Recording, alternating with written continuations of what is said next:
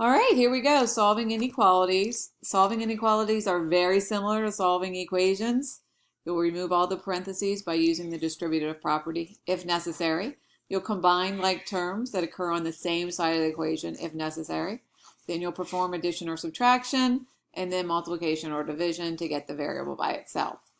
The solving inequalities, the only thing we need to remember is that the only difference is if you multiply or divide both sides by a negative number, you must flip the inequality sign so the opening goes the other way. And that we'll talk about more about this when I come back. But basically, if you think about it, the further you are away from zero on positive numbers, the greater the number. However, on negative numbers, as you get further and further away from zero, you get smaller and smaller. So that basically is why we have to flip the sign. When you graph your answer to an inequality, if the sign is less than or greater than, then you're not going to shade your circle, right? Because it cannot equal that number, and we only want numbers that make the statement true to be shaded. However, if the sign is less than or equal to or greater than or equal to, the circle will be shaded. We'll talk a little bit more about that as we go along.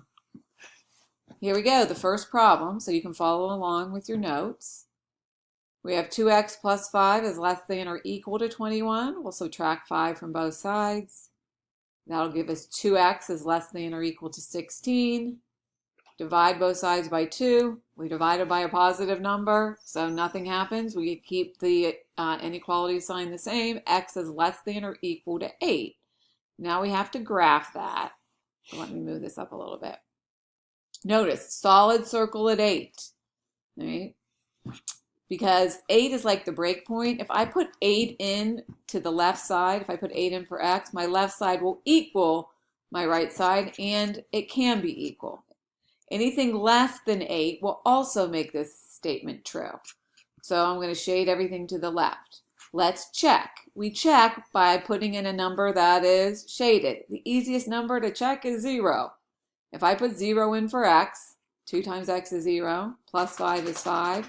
5 is less than or equal to 21, so I know I shaded in the right direction. If I put a number not shaded, it better make the statement false. So if I put 10 in for x, I'll get 2 times 10 is 25, plus 5 is, 2 times 10 is 20, 20 plus 5 is 25. 25 is less than or equal to 21, so it better not be shaded because it makes the statement false. And sure enough, it's not shaded.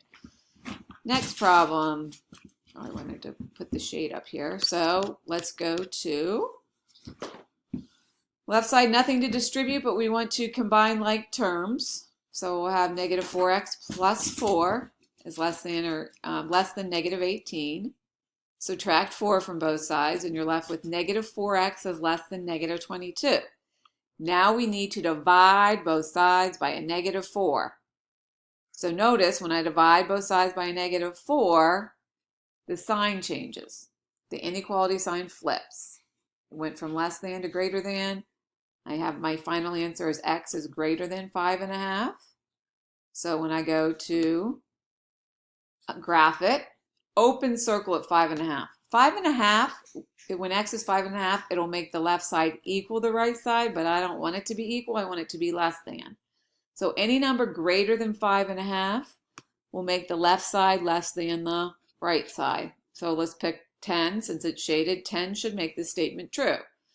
8 minus 4 times 10. So 8 minus 40 is negative 32, and negative 32 minus 4 is negative 36. Negative 36 is less than negative 18, so I know I shaded the right way. 0. 0 is not shaded, so it should not work. And if I put 0 in for x, I'll get 8 minus 4, which is 4.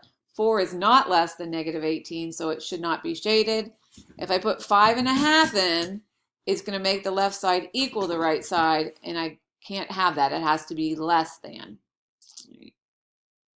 So next one, we have negative x plus 15 is less than negative 4x plus 9. Add 4x to both sides. I get 3x plus 15 is less than 9. Subtract 15 from both sides. 3x is less than negative 6. Divide both sides by negative 3, so the sign does not flip. Even though this is a negative 6, I divided by a positive 3. The sign does not change. final answer is x is less than -2. So when I go to shade that, open circle at -2, -2 will make these two sides equal. I don't want them to be equal. I need the left side to be less than 9. So anything to the left will get shaded, and I'll let you guys check this on your own. Put a negative number in, a number less than -2 in, and the left side should be less than the right side. Put something that's not shaded, probably 0, and you'll get a false statement. All right. Then let's have 4x divided by -3 is greater than 8. I'm going to multiply both sides by -3, so my sign has to change because I multiply both sides by the same negative number. All right, when I do that, these -3's cancel, and I'm left with 4x is less than or equal to -24. Divide both sides by 4. So I'll have x is less than or equal to -6. And solid circle because it can equal -6. -6 will make these two statements true, two sides true, excuse me. The two sides true and the two sides equal. And the two sides can be equal, so -6 gets shaded and anything less than -6 gets shaded. Once again, pick a number that's shaded, put it back in for x, should make your statement true. Pick a number that's not shaded over here and it'll make your statement false, and that's how you check. All right, I will then have on your worksheet, I'll have a word problem done for you, and then that'll be included in your packet, and then you'll have to do a word problem that on your own. I will be back and ready to go on Monday. Have a great weekend.